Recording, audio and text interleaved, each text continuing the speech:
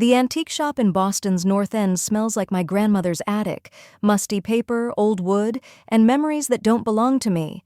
I'm not supposed to be here. I'm supposed to be preparing for tonight's dinner, the one that will determine whether I survive the next 6 months in this relationship or whether Alessandro Santoro's family will quietly arrange for me to disappear. Dramatic? Maybe.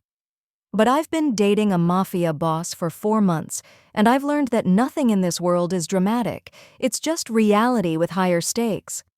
You looking for something specific, miss?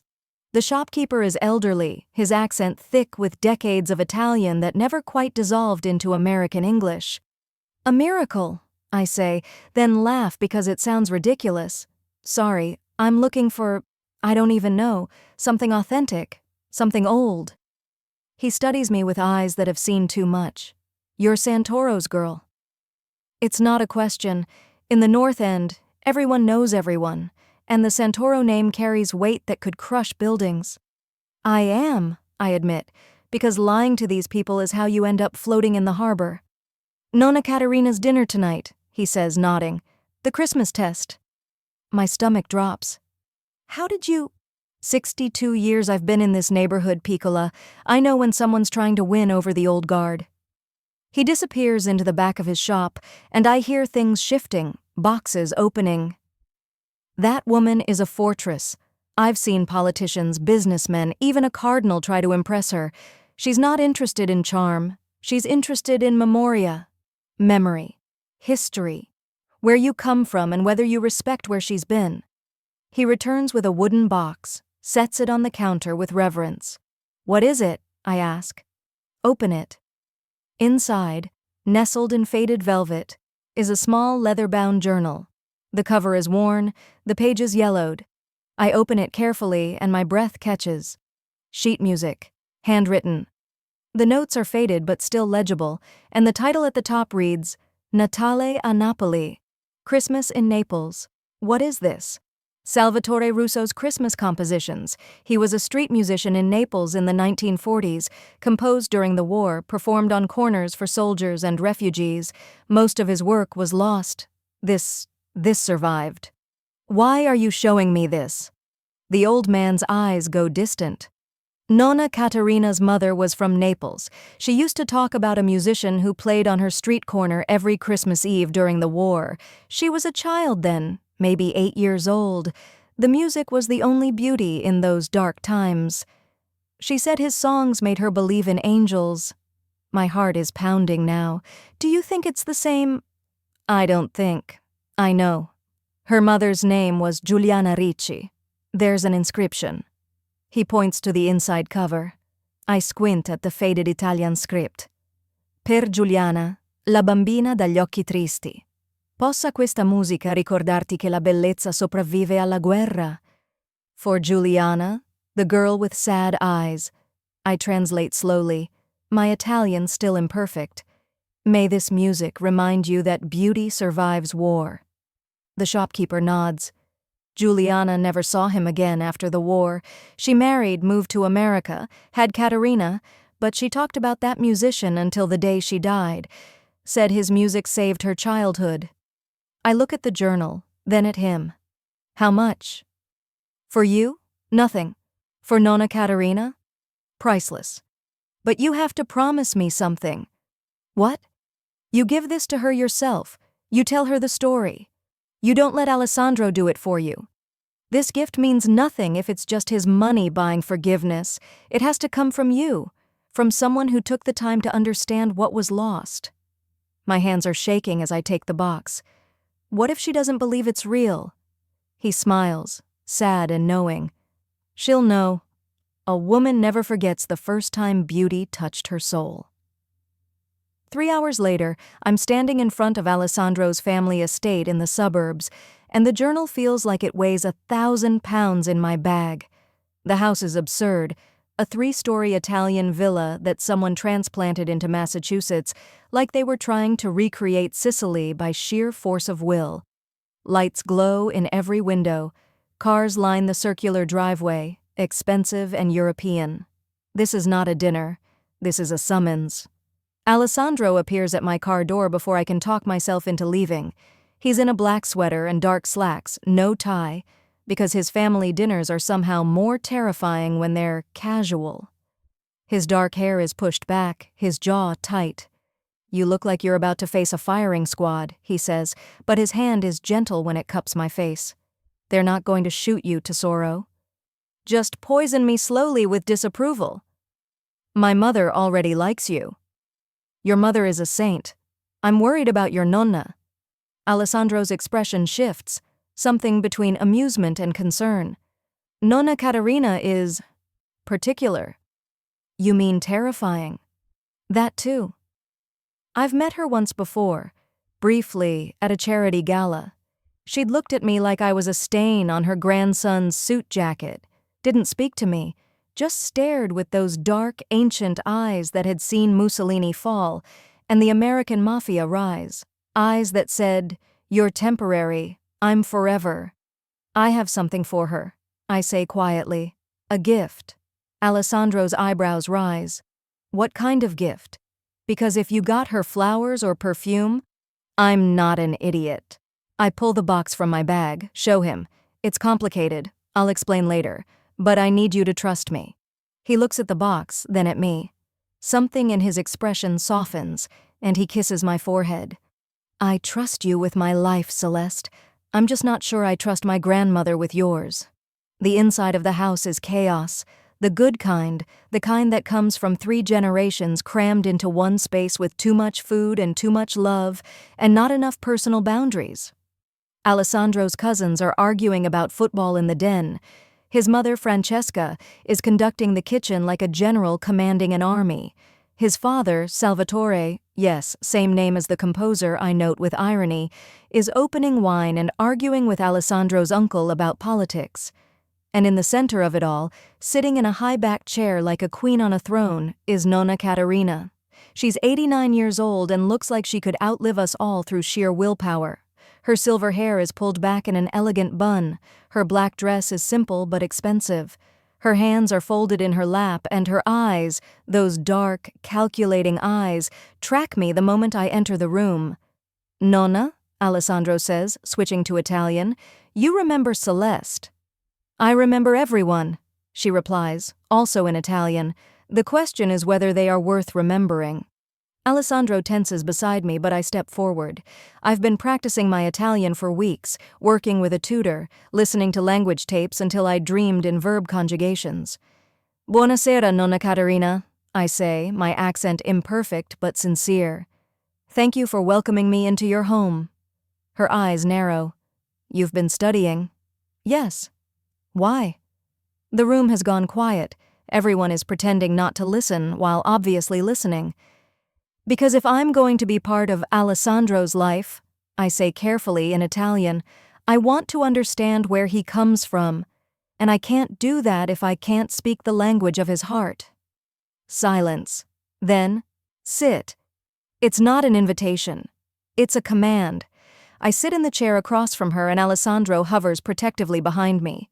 "Your family?" she asks. "Irish, my father's side, German on my mother's." "No Italians." "No, Nonna." "What do you do?" "I'm a music teacher, elementary school." Something flickers in her eyes, surprise maybe, or interest. "What do you teach?" "General music, but I specialize in composition history. I studied at Berkeley." "Composition." She leans forward slightly. "You understand music theory?" "Yes."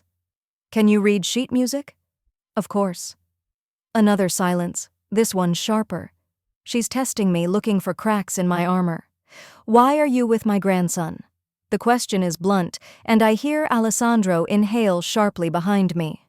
"Nonna," he starts, but I put my hand up. "It's okay." I meet her eyes. This is the moment. This is where I either win her over or lose everything. I'm with Alessandro because he's the first person who ever looked at me and saw all of me.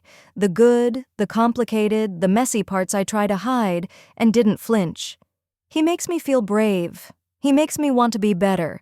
And when I'm with him, I feel like I've come home, even though I've never been to Italy, even though I don't know all your traditions, even though I'm terrified right now that you're going to tell him I'm not good enough. My voice cracks on the last word, and I hate that it does, but I can't take it back. Nonna Katerina stares at me. The room is so quiet I can hear my own heartbeat. Then she says, in English, "You are honest. Good.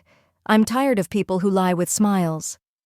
Dinner is a 12-course marathon of Feast of the Seven Fishes traditions: bacala, calamari, scungilli, shrimp scampi, linguine with clams, bronzino, and a seafood risotto that tastes like the ocean decided to become art.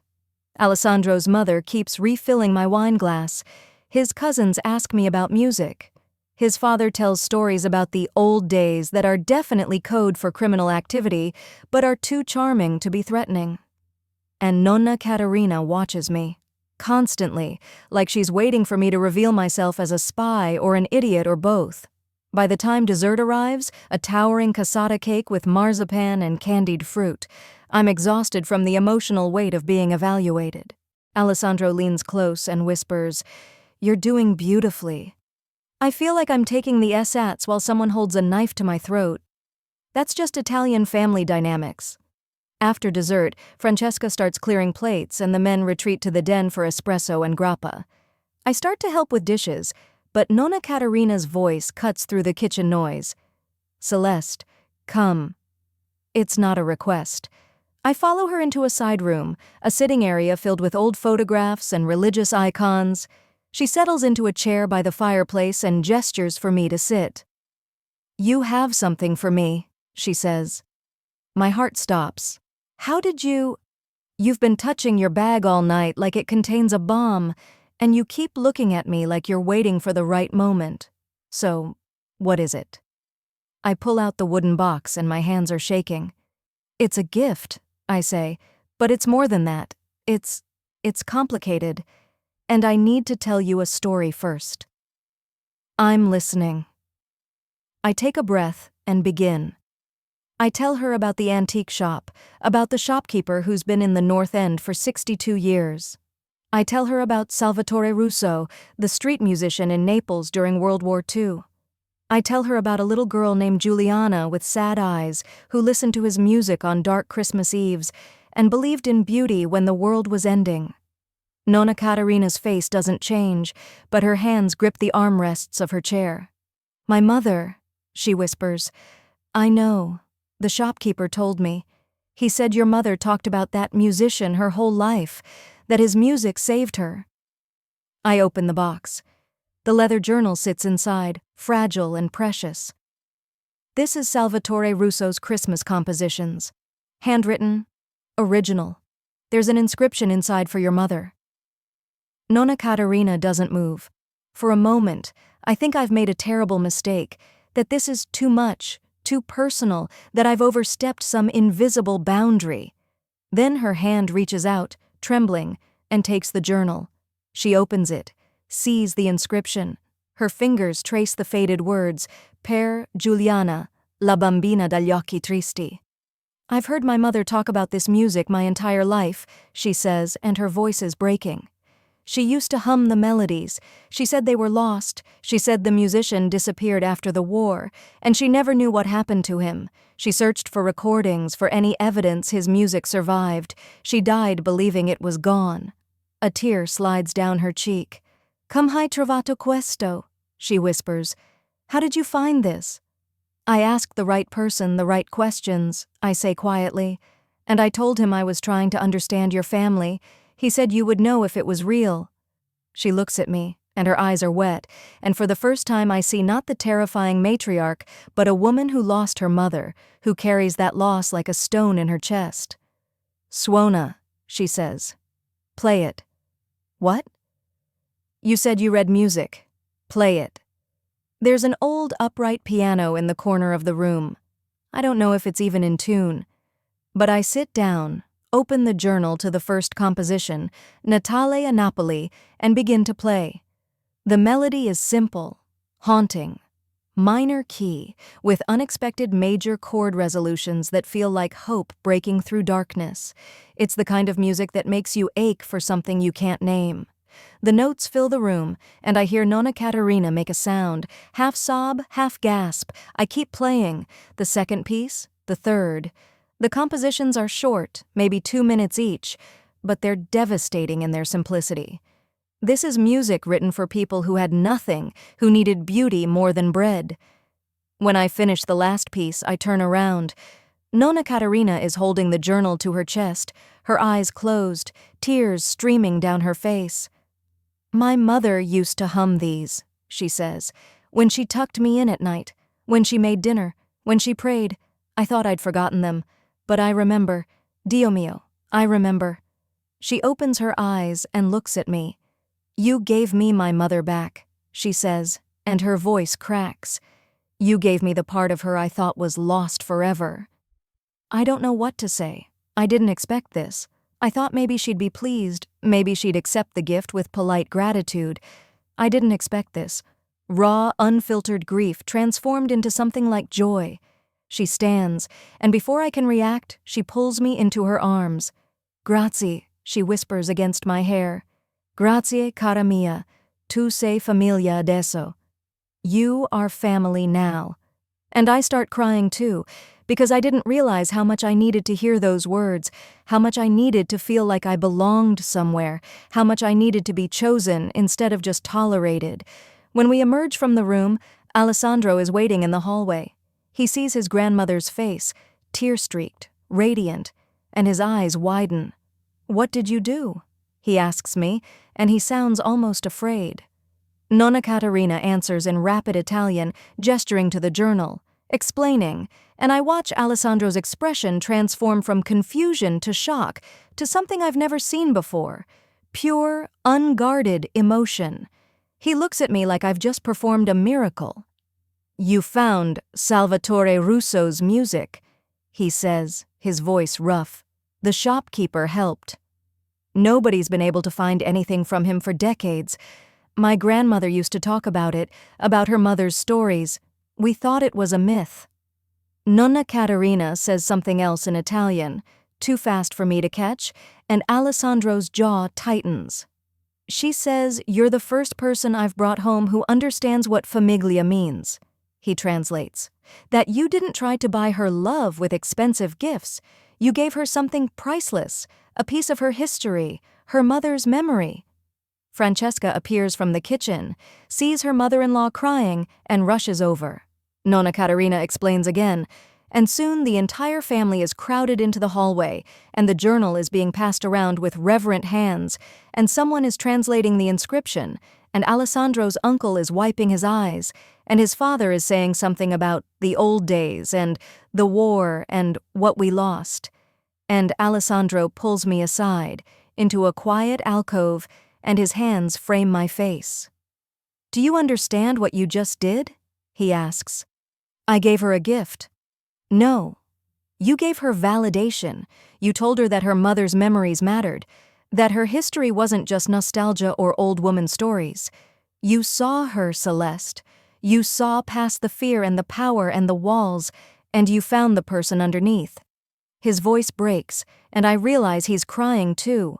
"I've spent my entire life trying to protect this family," he says, "trying to honor them, trying to be worthy of the name.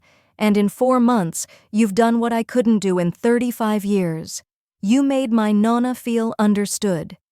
He kisses me then, and it's not the controlled, measured kiss of a man who's always in command. It's desperate and grateful and full of something I'm too afraid to name. When he pulls back, his forehead rests against mine. "Ti amo," he whispers. "I love you, and I'm never letting you go." The rest of the evening blurs. Nonna Caterina insists I sit next to her for coffee. She tells me stories about her mother, about Giuliana's childhood in Naples, about the war, about immigrating to America with nothing but a suitcase and her memories. She tells me about the musician, about how Giuliana described him as an angel in a torn coat, how his music made children stop crying and soldiers remember their humanity.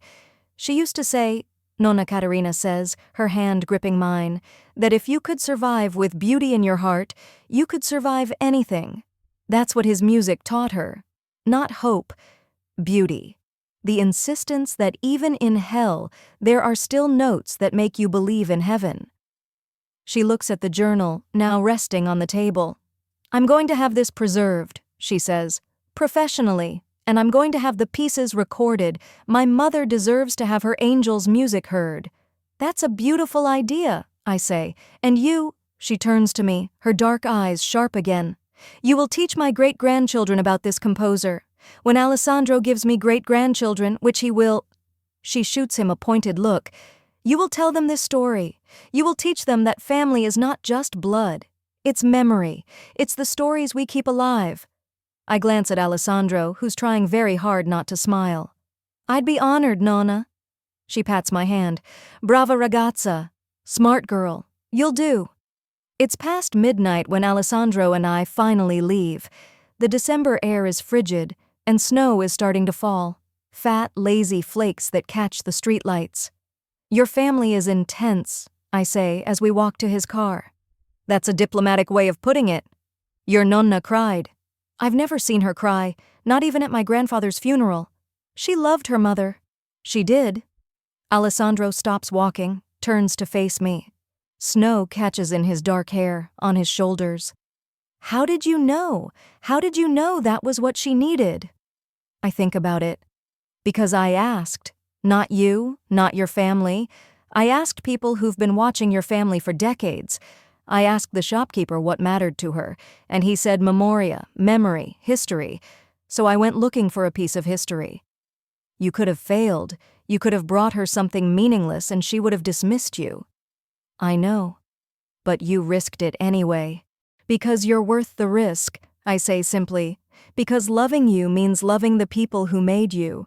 And I can't love them if I don't understand them. Alessandro looks at me like I've just recited poetry. Then he pulls me close, and we stand there in the snow, in the quiet Boston night, and I feel something shift, some final wall crumbling. Move in with me, he says. What? Move in with me. Not because I want to control you or keep you close, because I want to wake up every morning and know you're there, because I want to build a life with you, because my Nonna just told me in no uncertain terms that if I don't marry you, she'll disown me.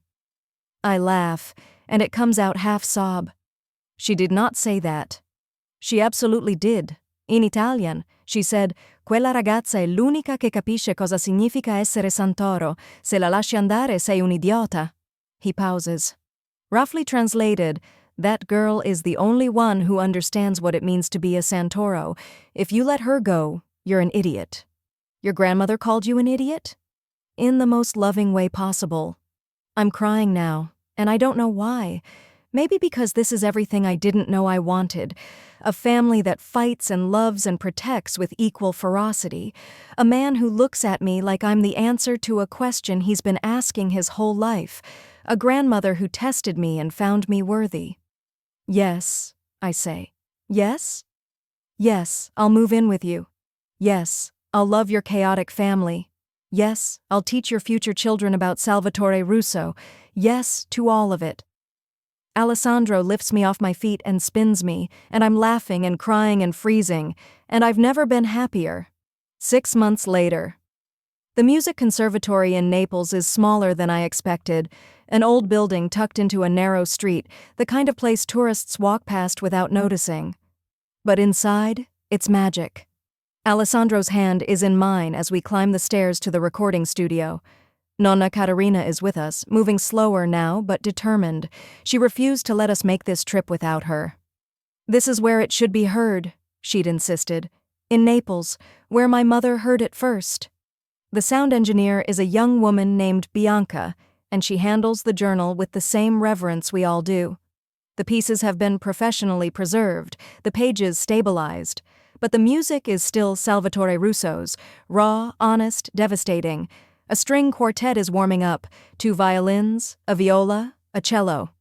We're recording the compositions with both piano and strings, giving them the orchestration they deserve. I'm playing piano again.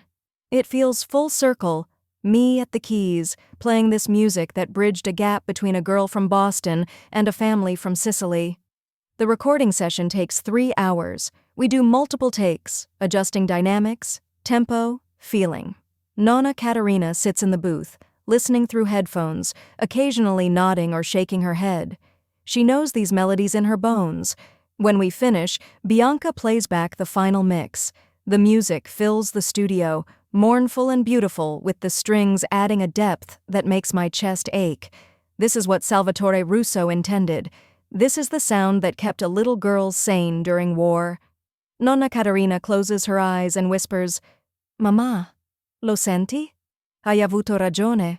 La bellezza sopravvive." Mother, do you hear? You were right. Beauty survives.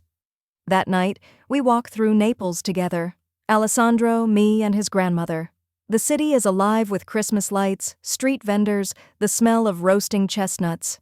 It's loud and chaotic and perfect. We end up at a small church, Santa Chiara, and Nonna Caterina asks if we can light candles. Inside, the church is quiet, cool, filled with the flicker of prayer candles. She lights one for her mother. Alessandro lights one for his grandfather. I light one for everyone who lost something beautiful and thought it was gone forever. As we leave, Nonna Caterina takes my hand. "You know what my mother would say if she were here?" she asks. "What?"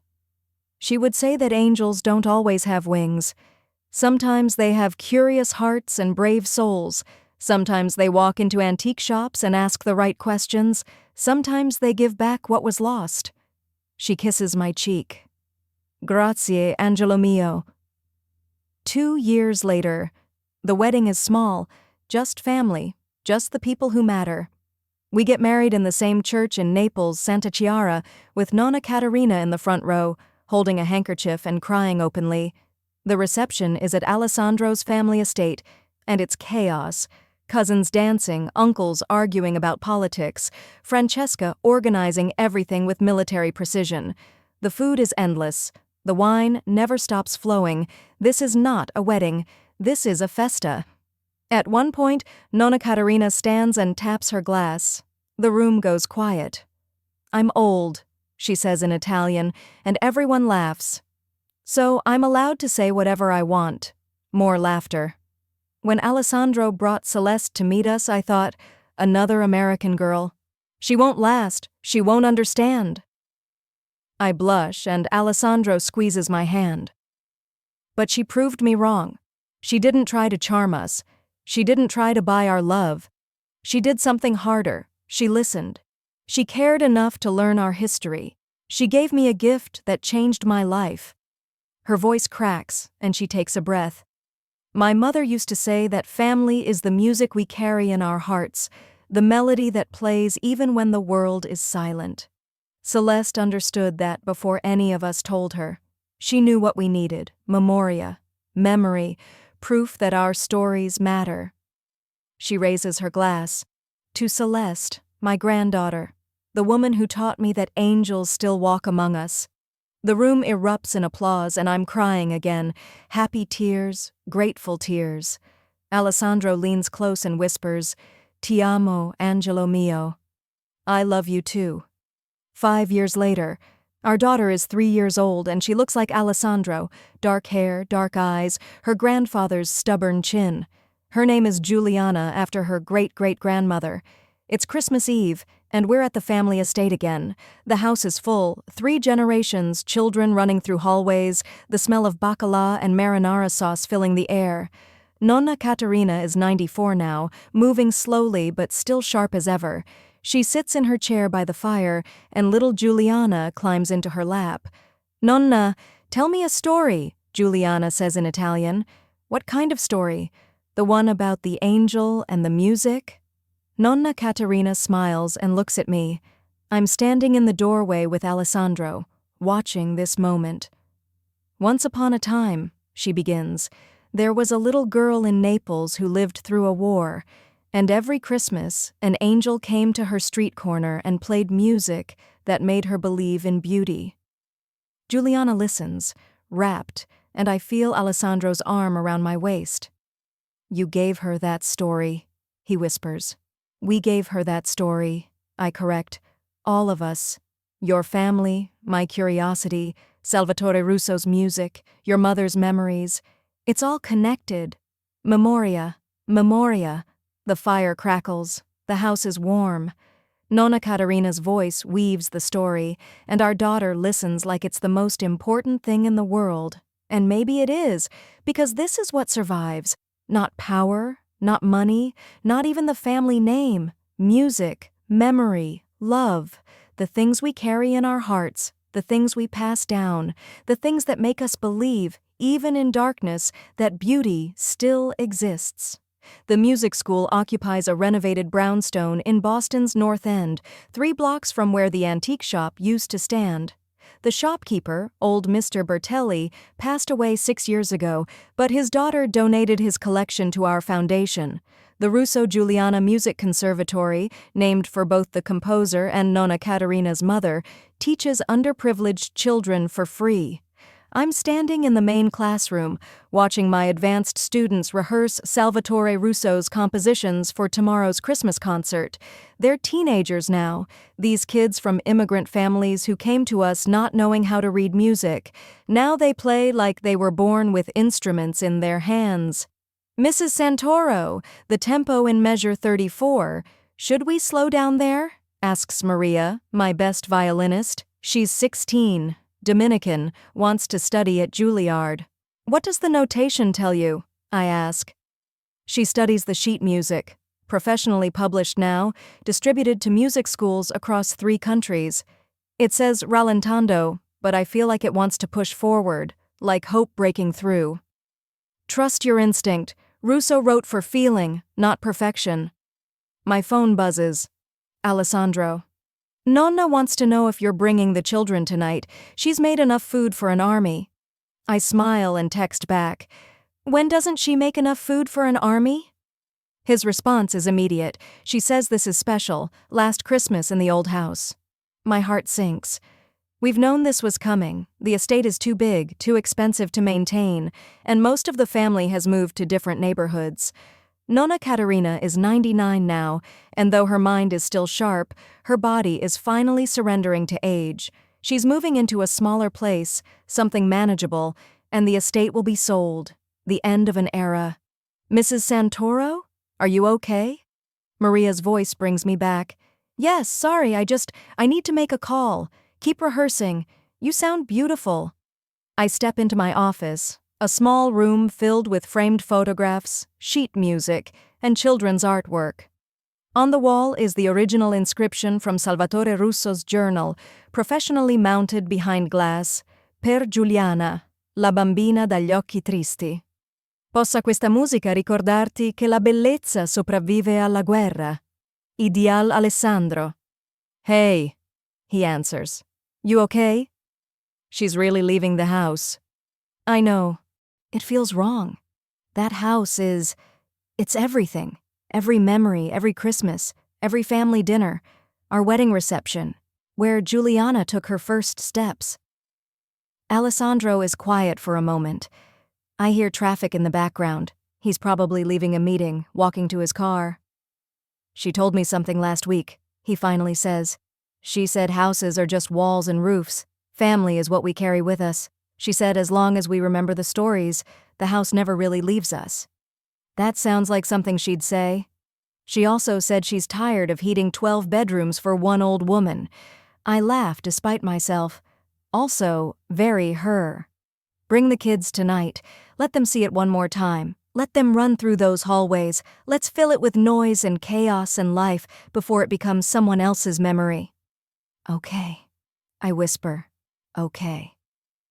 That evening, our children spill out of the car like puppies released from a kennel. Giuliana is 8 now, serious and thoughtful like her father. Our son Marco is 6, pure energy and mischief. And then there's little Katerina, named for her great-great-grandmother, who's 3 and convinced she's the boss of everyone. Mama, can we go to the attic? Giuliana asks. Nonna Katerina said there are old photographs up there. After dinner? And be respectful. This is an important night. Because Nonna's leaving? Yes? Giuliana considers this with the gravity of a child who understands more than she should. Is she sad? I think she's ready. But yes, maybe a little sad. Can we bring her something to make her happy? I kneel down to her level. What did you have in mind? Music. We could play for her. The Christmas songs, the ones from the journal. My throat tightens. That would be perfect, Piccola. That would be perfect. Inside, the house is transformed. Every surface gleams. The Christmas tree, a 12-foot monster, sparkles with generations of ornaments. The dining room table stretches the length of the room, already set with enough food to feed 30 people. This is Nonna Caterina's last performance, and she's going to make it count. She's in her chair by the fire, smaller than I remember, but somehow still commanding. When she sees the children, her face lights up in a way that erases decades. "I miei bambini," she says, opening her arms. "My babies." They rush to her, carefully, because we've taught them to be gentle, and she gathers them close, kissing heads and squeezing hands. "Nonna, we're going to play music for you tonight," Juliana announces. "Are you?" Caterina's eyes find mine over the children's heads. "What kind of music?" "The angel music, from the journal." Something shifts in Nonna Caterina's expression, surprise, emotion, pride. Then tonight will be more special than I imagined. Dinner is chaos in the best way. Alessandro's cousins are here with their children, his parents, his aunt and uncle from Rhode Island. The table is crowded, noisy, full of competing conversations in English and Italian. Plates pass hand to hand. Wine flows. Someone's always yelling, but it's affectionate yelling, the kind that says, "I love you" in volume instead of words. Marco spills marinara sauce on his shirt. Caterina refuses to eat anything except bread. Juliana sits between Alessandro and his father, listening intently to a story about the old days that's probably 70% fiction. And Nonna Caterina sits at the head of the table, watching everything with those dark, ancient eyes. She eats slowly, drinks a little wine, smiles at jokes. But I can see the sadness underneath, the weight of knowing this is the last time, the last Christmas Eve in this house, the last gathering of this magnitude in her home. After dessert, cannoli and espresso and a tower of struffoli drizzled with honey, Alessandro's mother starts clearing plates, but Nonna Caterina taps her glass, and the room goes silent. "I have something to say," she announces in Italian. Everyone stops. This is it, the moment we've all been dreading. "I'm 99 years old," she says. "Next month, if God permits, I'll be 100. I've lived through a war, through immigration, through building a life in a country that didn't always want us. I've buried a husband, raised children, watched grandchildren grow. I've seen more than most people see in 3 lifetimes." Her voice is steady, but her hands tremble slightly. "This house has been my fortress, my kingdom. Every room holds a memory, my children's first steps, my husband's laugh. Christmas mornings and Sunday dinners and arguments and reconciliations. This house has been my life." Someone sniffles, Alessandro's mother, maybe, or one of his aunts. But it's time to let it go, not because I want to, but because holding on too tightly to the past means missing the present, and I refuse to miss one moment of watching you all live. She looks around the table, meeting each person's eyes. "So tonight, I want to say thank you. Thank you for filling this house with love, for giving me 100 years of reasons to wake up every morning, for teaching me that family is not walls and roofs, it's this, it's you, it's the noise and the mess and the laughter." Her gaze lands on me. "And thank you, Celeste, for reminding me that the best gifts are not things we can hold. They're the memories we keep alive, the music we pass down, the stories that survive us." I'm crying openly now. So is most of the table. "Now," Nonna Caterina says, suddenly brisk, "I hear my great-grandchildren have prepared music, and I would like very much to hear it before I'm too old and deaf to appreciate it." Laughter breaks the tension. The children scramble down from their chairs. We move to the sitting room, the same room where I first played Russo's compositions for Nonna Caterina 15 years ago. The piano is still there, tuned regularly, even though no one plays it much anymore. Juliana has her violin. Marco has somehow convinced someone to let him have a tambourine. Little Katerina insists she's going to conduct, which means she'll wave her arms dramatically and occasionally screech. Alessandro stands beside me, his arm around my waist. The entire family crowds into the room and the hallway beyond, phones out to record, faces soft with anticipation. "Ready?" I ask Juliana. She nods, serious and focused. I sit at the piano. Begin the opening notes of Natale a Napoli, the first piece Salvatore Russo wrote for a little girl with sad eyes. Juliana's violin joins in, her bow work delicate and sure. She's been practicing this for weeks, working through the emotional phrasing, learning to make the instrument sing. The room goes silent except for the music. It's the same haunting melody I played 15 years ago, but it's different now. Layered. My daughter's interpretation adds something Russo never imagined, hope filtered through a child who's never known war, who's grown up safe and loved and surrounded by beauty. Marco shakes his tambourine at approximately the right tempo. Katerina waves her arms like she's summoning storms. And Nonna Caterina? She's crying, silent tears streaming down her ancient face, her hands clutched over her heart. When the piece ends, the room erupts in applause, but Nonna Caterina raises her hand. "Again," she says, "play it again. I want to hear my mother's song one more time in this house." So we play it again, and then we play the second composition, and the third. We play all 7 of Russo's Christmas pieces, and the family sings along when they can, humming harmonies, creating a living memorial to a composer who died 70 years ago, never knowing his music survived. By the time we finish, there's not a dry eye in the room. Nonna Caterina gestures for Juliana to come close. My daughter approaches, still holding her violin. "You have a gift," Caterina says softly in Italian. "Not just for music, for memory. You play like you understand what the notes mean, like you can hear the stories between the sounds." "Mama taught me," Juliana says. "She said Signor Russo wrote music for people who needed beauty more than food. So I try to play it like that, like it could feed someone." Nonna Caterina looks at me, and in her eyes I see everything. Gratitude, pride, grief, love, the weight of nearly a century compressed into a single glance. "You have given me more than I ever dared to hope for," she says, "a daughter who understands memoria, grandchildren who carry the music forward, a family that remembers." She reaches up and touches Juliana's face with trembling fingers. "Promise me something, Piccola." "Anything, Nonna." "Promise me you'll keep playing this music, that you'll teach your children, that you'll make sure Salvatore Russo's songs never die again. Promise me the beauty survives." Juliana's voice is solemn. "I promise." Later that night.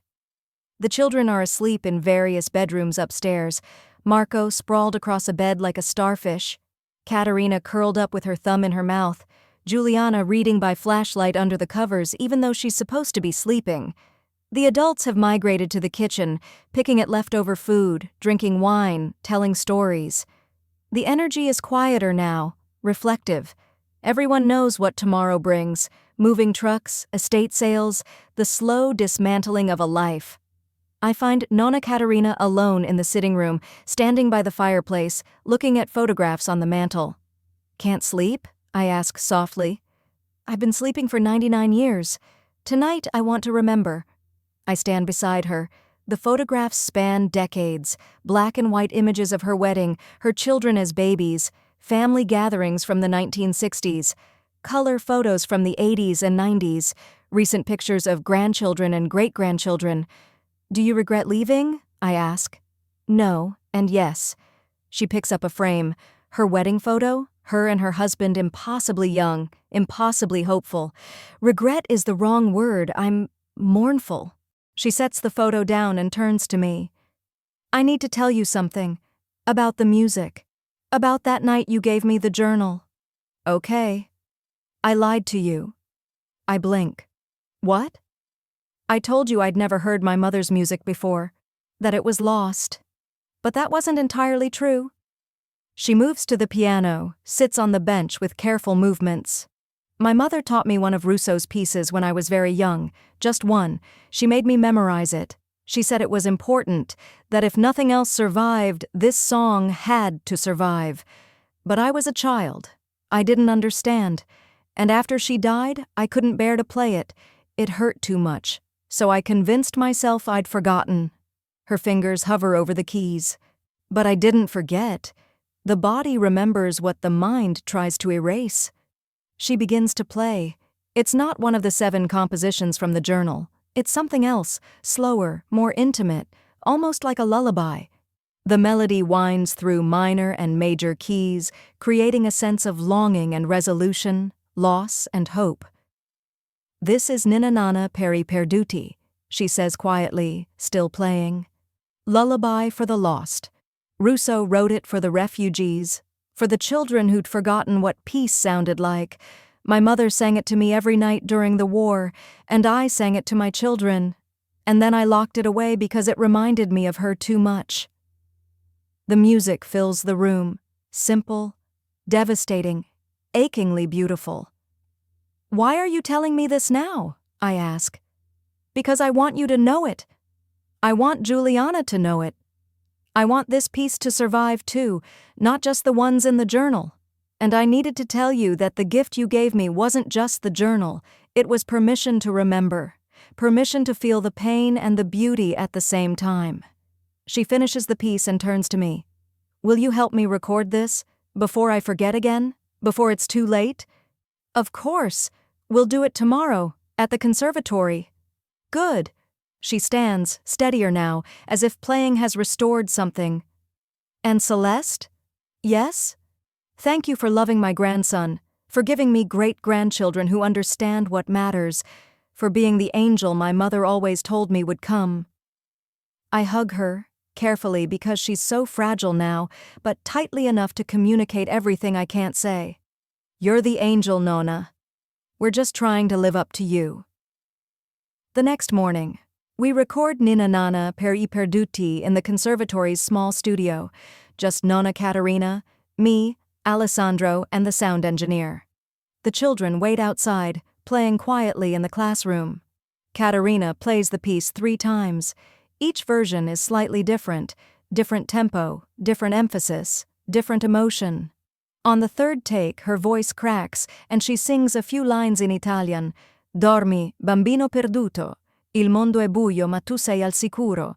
Domani il sole ritornerà e la bellezza sopravviverà. Sleep, lost child. The world is dark but you are safe. Tomorrow the sun will return and beauty will survive." When she finishes, there's absolute silence in the studio. Then Alessandro says, very quietly, "I've never heard her sing before." "Neither have I whisper.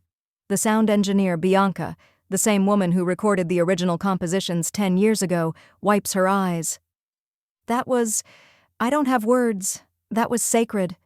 Nonna Caterina sits at the piano, her hands resting on the keys, and she looks impossibly small and impossibly powerful, all at once. "My mother's voice," she says. "That's what you just heard. She sang it exactly like that. I didn't even know I remembered the words until they came out." She looks at me, and her eyes are bright with tears, but also with something like triumph. Now it survives. Now it's real. Now my mother's voice is in the world again. 1 week later, the house is empty. The furniture is gone. The walls are bare. The echoes sound wrong. Moving trucks have taken everything to storage or to Nonna Caterina's new apartment or to various family members' homes. I'm standing in the sitting room, the room where everything changed, and Alessandro is beside me. "Weird, isn't it?" he says.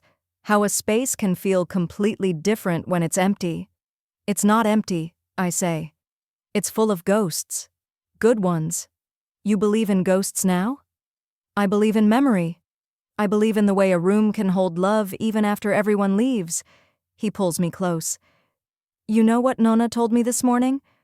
"What?" "She said she's not sad anymore. She said the house served its purpose. It kept the family together long enough for us to learn how to keep each other together. And now we don't need the house anymore. We carry it with us." I lean against him, breathing in his familiar scent, coffee and cedar, and something uniquely Alessandro. She's right, I say. We do carry it with us, every Christmas dinner, every argument, every reconciliation, every note of music, every story. Memoria. Memoria. We stand there in the empty room, and I think about the scared woman I was 15 years ago, terrified of meeting a Mafia boss's grandmother, desperate to prove I belonged. I think about the antique shop and the shopkeeper who understood what mattered. I think about Salvatore Russo, the street musician who never knew his music would survive wars and oceans and generations. I think about Giuliana Ricci, the little girl with sad eyes who became a mother, who became a memory, who became a name we carry forward. I think about Nonna Caterina, 99 years old and still teaching us how to hold on and let go at the same time. And I think about music, how it survives everything, how it carries stories in its notes, how it makes us believe in beauty even when the world is dark. Ready to go? Alessandro asks. Yeah, let's go home. As we walk to the car, I look back one more time. The house stands empty but not lifeless. The windows reflect the winter sun. The door is closed but not locked. The new owners take possession tomorrow. And I imagine I can hear it. Faint but real, the echo of a piano playing, a child laughing, a family singing, a woman's voice humming a lullaby for the lost. La bellezza sopravvive. Beauty survives. 15 years later. Giuliana is 23 now, finishing her master's degree in music composition at the Naples Conservatory.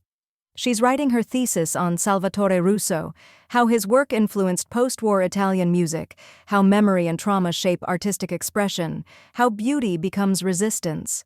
We're in Naples for her thesis defense. The whole family made the trip. Alessandro and me, Marco, now in law school, Caterina, in high school and already more brilliant than any of us, my in-laws, various cousins. Nonna Caterina didn't make the trip. She passed away 2 years ago at the age of 101, in her sleep peacefully, after a life so full it couldn't possibly hold any more. But she's here anyway, in the stories we tell, in the music we play, in the way Giuliana stands in front of the academic panel and talks about Memoria with the same passion her great-great-grandmother had. After the defense, which she passes with highest honors, we walk through Naples together. Alessandro holds my hand. Our children walk ahead, arguing about where to eat dinner. The city is alive with evening light, the smell of the sea, the sound of scooters and conversations. We end up at Santa Chiara, the church where we were married, where Nonna Caterina lit candles for her mother. Giuliana lights a candle now, for her Nonna, for Giuliana Ricci, for Salvatore Russo, for everyone who created beauty in darkness. I've been thinking about something, she says as we stand in the quiet church. What's that? I ask. I want to start a foundation for war refugees, to provide music education, instruments, lessons, performance opportunities. I want to do what Russo did, give people beauty when they need it more than food. Alessandro and I exchange glances. Pride swells in my chest, so intense it hurts. That's a beautiful idea, Alessandro says. What would you call it? Giuliana smiles. The Bellezza Sopravvive Foundation. Beauty survives. Because it does, doesn't it? When everything else falls apart, when the world is cruel, when we lose people we love, the beauty survives. The music survives. The memory survives. She looks at the candles flickering in the dimness. Nonna Caterina taught me that. You taught me that, Mama. Russo taught us all, and I want to pass it forward. I want to teach other children that even in hell there are notes that make you believe in heaven. I'm crying. Again. Always crying when it comes to this family, this music, this impossible, beautiful legacy we've somehow built from an antique shop discovery and a grandmother's tears. We'll help you, I say. Whatever you need, we'll make it happen. The family will contribute, Alessandro adds. This is exactly the kind of work the Santoro name should support. Marco and Caterina join us, having overheard. I'll help with the legal stuff, Marco offers. Setting up the non-profit, handling incorporation. I'll design the branding, Caterina says. websites, promotional materials. Make it beautiful. Make it something people remember.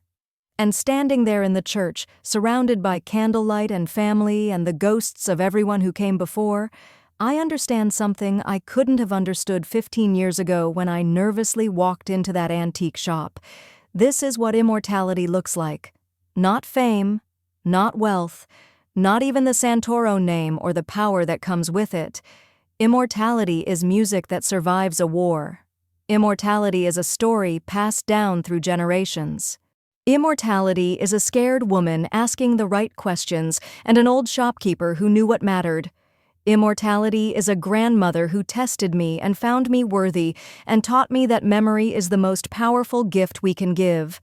Immortality is children who grow up and carry forward the beauty, who insist that even in darkness the notes still matter. La bellezza sopravvive alla guerra. Beauty survives the war, every loss, every ending, because we choose to carry it forward, because we refuse to forget. Because somewhere always there's music waiting to be played and stories waiting to be told, and angels in torn coats reminding us that what we create with love never truly dies. We walk out of the church together, into the Naples evening, into the rest of our lives. And if you listen carefully, if you're quiet enough, if you believe enough, you can hear it. A piano playing, a violin singing, a woman's voice humming a lullaby for the lost. The beauty, surviving, always surviving, forever. The end. Author's note. This story is dedicated to everyone who has ever searched for beauty in darkness, who has ever given someone a gift that mattered more than its price, who has ever believed that memory and music and love are the things that truly survive. May we all be brave enough to ask the right questions, generous enough to share what we discover, and wise enough to pass it forward.